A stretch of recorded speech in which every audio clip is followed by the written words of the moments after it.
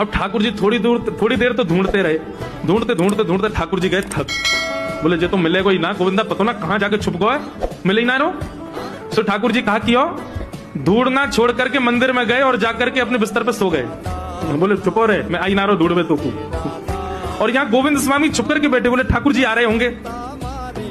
अब प्रतीक्षा करते शाम के 5 बज गए।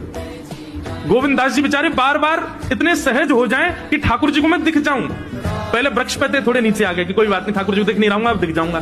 फिर अब तो बिल्कुल खुले में ही खड़े हो गए, अरे पकड़ लो हमको आके। लेकिन ठाकुर जी तो है ही नहीं, ठाकुर जी सो रहे हैं कमरा में जाके। इतने में ही महाराज गोसाई जी ने घंटे घड़ियाल बजाए। ठाकुर जी के उत्थापन का समय शाम को 4:30-5 बजे मंदिर खुलता है। और जैसे ही घंटे घड़ियालों की आवाज आई, गोविंद स्वामी बोले मैं यहाँ दुबको बैठा हूँ, 4 घंटा से भूखो प्यासो पेड़ पे चढ़ा हूँ कि लाला आ रहे होगे ढूंढ में। खुद मंदिर में पहुंच के आरती करा रहे हैं अपनी।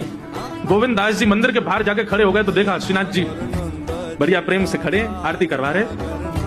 जैसे ही श्रीनाथ जी ने देखा सामने गोविंदा खड़ो है तो ठाकुर जी डरन लगे। बोले क्यों, या को पकड़ में श्रम है, हजार तो थक जाता हूं मैं, हमारे तो आके सो गए हो और जो गुस्सा कर रहा है। तो गोविंद दास जी का पद है, दाव दे आयो भाज गमार, पद है, पद में ही ठाकुर जी को सुना रहे हैं, दाव दे आयो भाज गमार, कवई तो निकसे को भार, ऐसी दूंगो मार। ठाकुर जी घबराने लगे। गोसाई जी बोले जय जय कहा हो। बोले देख गोविंदा मुझसे नाराज है, रो मुझको सुना रो है। गोसाई जी बोले हे गोविंदा तुम क्यों ठाकुर जी पे नाराज हो, तुम्हारे लाडले ने कहा कि तुम्हें कहा तो 4 घंटा से पेड़ पे लटको बैठो मैं कि आ रहे होंगे आई ना, यहाँ के सो गए, जैसे ऐसे काम करे तुम्हारा लाला।